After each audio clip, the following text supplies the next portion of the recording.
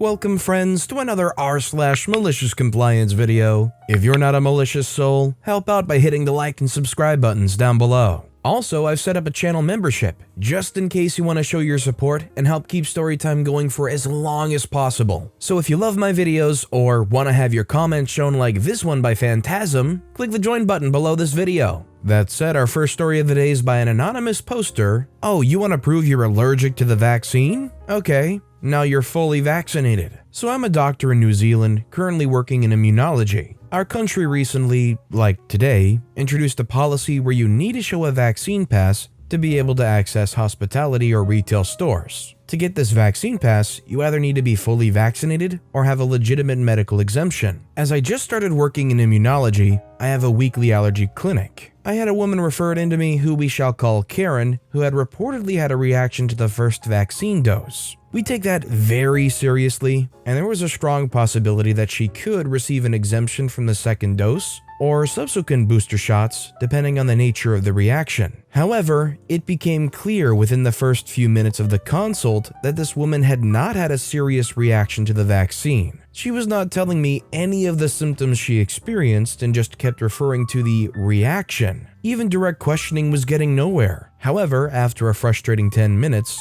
I was able to rule out a severe allergic reaction or a possible cardiac event. The two major concerns for the Pfizer vaccine. During the course of the consult, it became obvious that Karen was more interested in grandstanding about the vaccine than in actually receiving medical care. She accidentally let slip that getting a vaccine exemption would benefit her politically, whatever that meant. She also let slip that she was against vaccines in general and was trying to prove a point. I offered her an alternative vaccine, the AstraZeneca, which she vehemently refused due to risk of blood clots. So I explained what the standard procedure is to confirm a serious allergy. It's called a challenge. Basically, we give the patient the thing they might be allergic to. If they react, we have all of the necessary care with experts on severe allergy right there. This is in a major hospital. And if they don't have a reaction, we know you aren't allergic. I explained it by saying, we give you the shot and see what happens. If you have a reaction, I'll happily write you an exemption for the booster.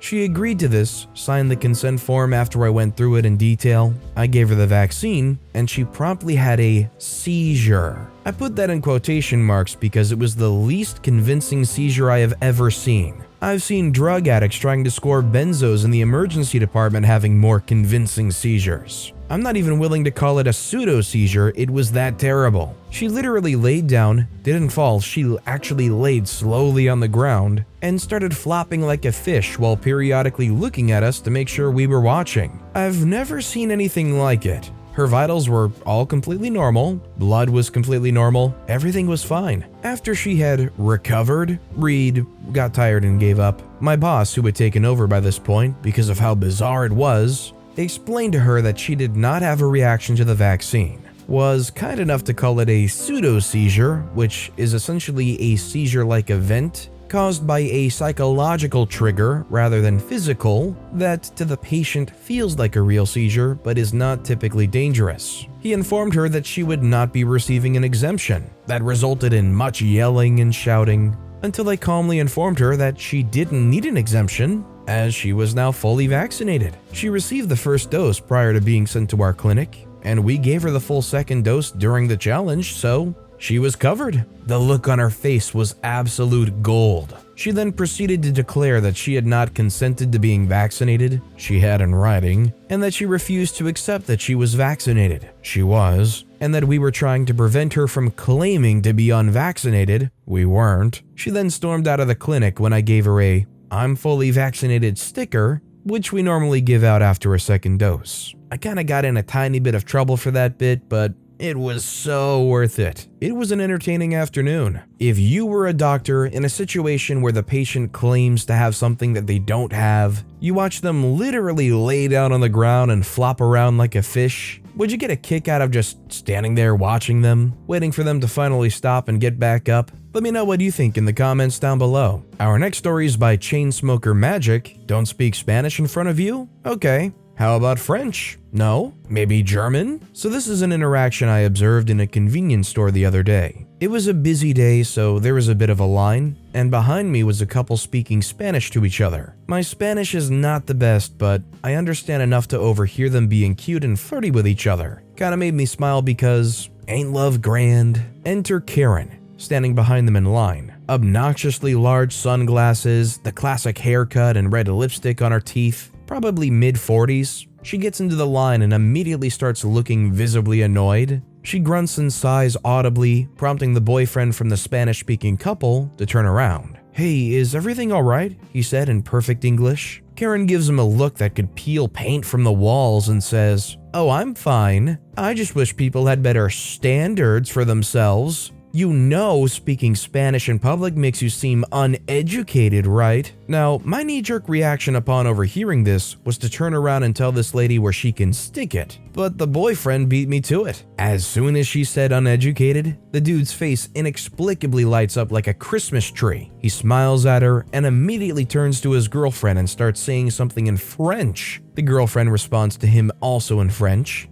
He turns back to Karen and says, "Is that better?" At this point, I'm giggling to myself because darn, this was great, but it's not over. Karen stares at the guy, mouth agape, completely speechless. "No? How about this?" he asks, and turns to his girlfriend and asks her something in what's clearly German. The girlfriend laughs and responds, also in German. Now, I don't speak French or German, but really, I didn't need to. This was comedy gold. At this point, I'm just busting out laughing. Karen and the other people in line saw me, so I just turned to the boyfriend and simply smiled at him, and then turned to Karen and let off a, "Darn, he told you." I had paid for my stuff by then, and I leave as I hear the girlfriend ask, "So how many of those languages are you educated in?" Wish I stayed around to see the end of the interaction. From the moment the dude spoke French, Karen's face was just priceless. But I'd already interjected with some smart buttness, and confrontations really aren't something I'm looking for in my life. Besides, these two didn't need anyone's help. This really gives you a look into Karen's mindset. For some reason, this Karen seems to think anybody that can speak Spanish means they're less educated. I love that this couple turned around and just showed up this Karen and left that Karen just mouth gaping there. Maybe after that point, the Karen wasn't educated enough to construct an actual sentence. This next story is by the doomed hero. New army captain tries to end her career. I used to be an armorer in the US Army. I was the person in charge of securing and maintaining all the weapons. I was stationed overseas at a base that only had one arms room, and I was the guy who ran it. So instead of just being responsible for the weapons in my unit, I was responsible for all the weapons in the entire post. On paper, that's a job that's supposed to be done by an E6 with a 2-person support staff. In reality, the position was chronically short-staffed. It was just me, as an E4, doing the job of 3 people. Because the position was critical to the operations of a bunch of different units, including things like PSYOPs and Special Forces, where everything about them is classified by default, and joint operations with the Navy and Air Force, and a few foreign militaries who were working with the US, I had to get a security clearance that was higher than everyone else in my own unit. As far as I knew, there were only 4 other people on the post with clearance high enough to do what I did, and they were all officers. This led to some amusing situations where I was accidentally called for security briefings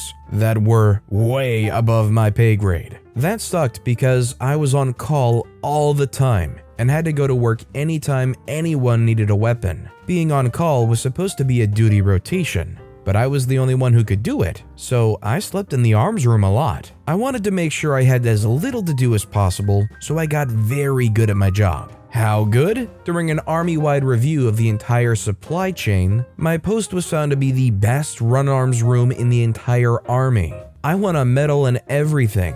Then we had a change in command, and the new captain hated that I didn't have to go on training exercises because I wasn't allowed to be more than 30 minutes away from the arms room ever. The compliance, the new captain was absolutely determined to take me on a training mission. She'd somehow gotten it into her head that I was a slacker, which I absolutely was, but only because I was efficient and pissed off that I never got to leave the base. So she drew up a bunch of paperwork to sign the arms room over to the supply sergeant. I refused to sign because the person with all the ammo and the person with all the guns are supposed to be different people. Next, she tried to sign the arms room over to the PsyOps company commander. I refused to sign because that commander had become a friend of mine, so I knew he was required to leave the base weekly for security briefings. Finally, she tried to sign the arms room over to our company's supply lieutenant. I tried to explain that the lieutenant didn't have a high enough security clearance, but she cut me off. She said she was tired of my excuses. Then she ordered me to sign and threatened me with an Article 15.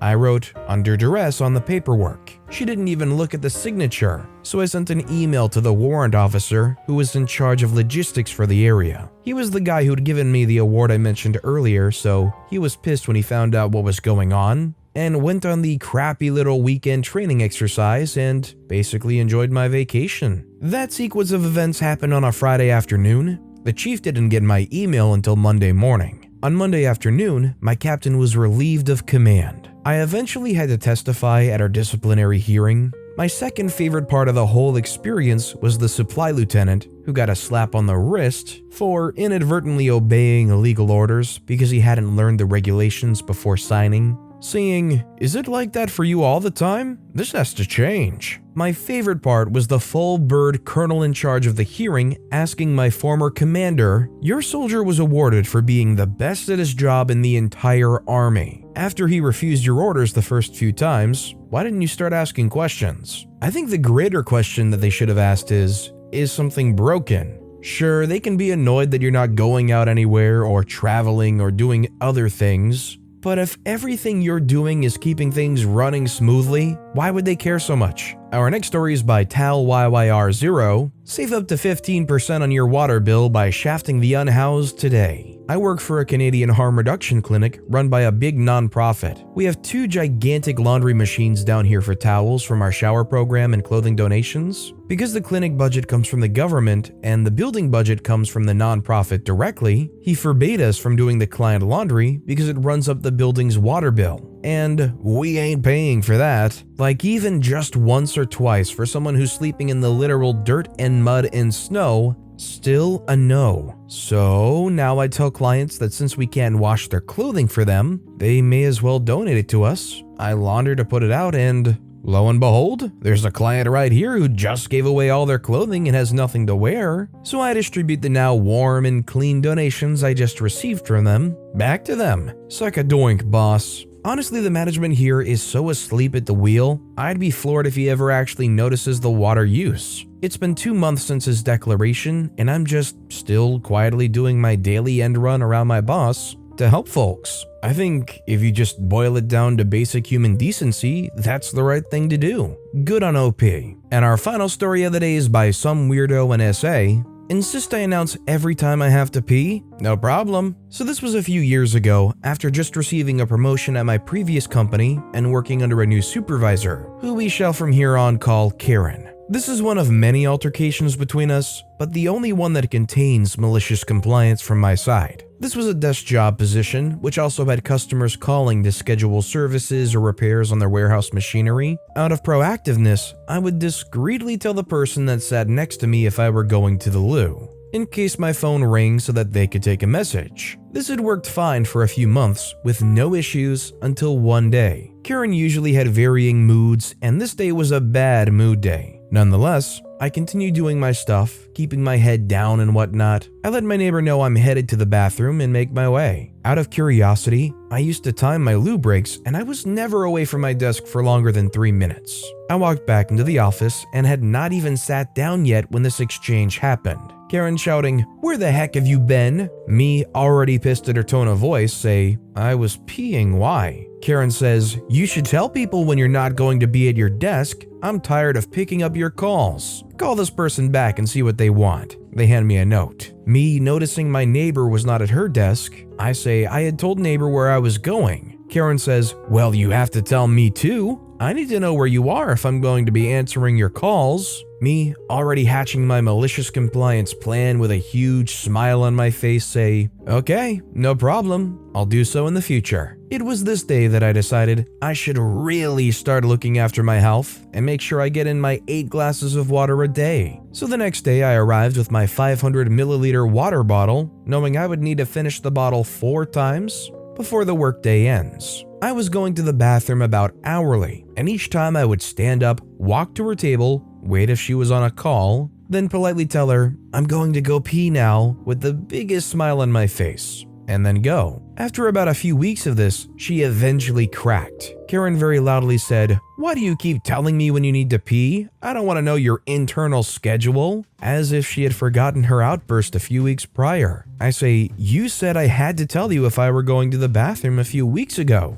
Karen, remembering the incident, said, "Well, I didn't mean to tell me each time. As long as someone knows where you are if your phone rings." Me, smiling still, say, "Sure, I'd rather do that then." Cue the new malicious compliance plan, just to make sure this issue never gets brought up again. From now on, each time I had to use the bathroom, I would announce it in the office as I stand up. "I'm going to the loo in case my phone rings." My colleagues all smirked the first time I did this, and they all started following my lead and announcing loudly whenever they went to the bathroom. This continued for the following 3 years that I still worked there. New hires thought it was just protocol and did it without question. This announcement did work in everyone's favor though, because en route to the bathroom was a different department's office that we would often have to hand paperwork to. So whoever was going to the bathroom would usually ask if there was anything needed to drop off at that department on the way. And before I get people accusing me of possibly being a slacker, and that being the reason the supervisor was on me the whole time, I was one of the hardest working employees at that company and got 4 promotions in the 5 years I worked there. Karen was a witch to everyone.